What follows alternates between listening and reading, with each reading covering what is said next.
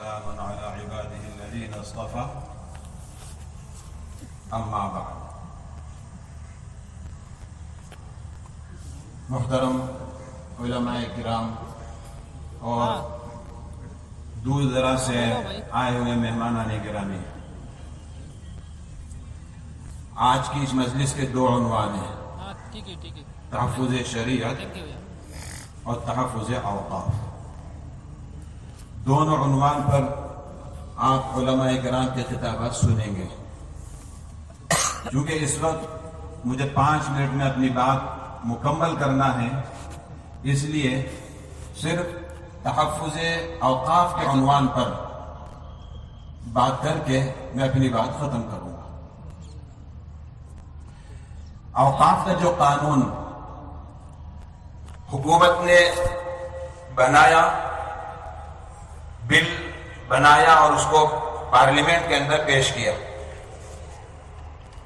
یہ صرف مسلمانوں کو متاثر کرنے والا نہیں بلکہ ہندوستان کے ہر ایک کو متاثر کرنے والا.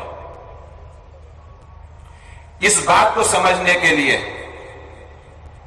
اس سے پہلے جو قانون بنے ان کی روشنی میں سمجھنا ہوگا. سی اے اے اور این آر سی کے موقع پر اسی طریقے پر اسی جگہ پر ہم نے احتجاج کیا تھا. کثیر تعداد کے اندر میدان بھر کے اور آس پاس روڈوں پر بھی عام لوگ سن رہے تھے، اور یہاں اسٹیج پر بڑی تعداد میں مسلمان کے علاوہ دوسرے مذہب کے لوگ بھی موجود تھے. انہوں نے بھی اس بل کی مخالفت کی تھی، سی اے اور این آر سی. حالانکہ اس میں صرف مسلمانوں کا استثناء کیا گیا تھا. اب یہ کہا گیا تھا اگر کاغذات درست نہیں ہیں تو مسلمان کو شہریت نہیں ملے گی، باقی سب کو ملے گی. جب سب کو ملے گی تو دوسرے احتجاج کے اندر کیوں شامل ہوئے؟ اور یہ کہا جا رہا تھا کہ یہ ملک کی سالمیت کے لیے اور ملک کی حفاظت کے لیے قانون ہے.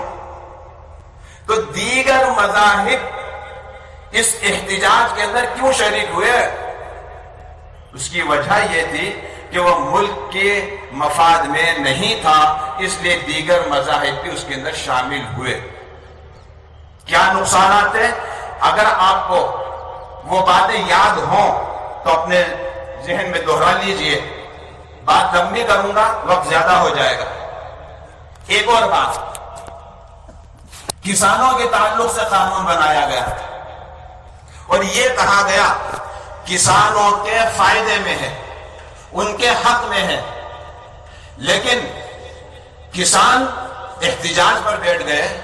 انہوں نے یہ کہا ہمارے مفاد میں، ہمارے فائدے میں نہیں ہے یہ تو ہمیں غلام بنانے کا قانون ہے. ہماری زمین ہمارے ہاتھ سے نکل جائے گی، ہم اپنی مرضی سے بیج نہیں خرید سکتے، ہم اس کے صحیح دام اس کے ہمیں نہیں مل سکتے. یہ تو ہماری زمین بھی گئی اور ہماری آزادی بھی گئی. اور کہا یہ جا رہا تھا کہ کسانوں کے فائدے میں. آج جو بل ہے یہ اس کے تعلق سے بھی یہ تصور دیا جا رہا ہے کہ یہ مسلمانوں کے فائدے کے لیے ہے، لیکن حقیقت یہ ہے کہ یہ نام اس کا دیا جا رہا ہے مسلمانوں کے فائدے کے لیے.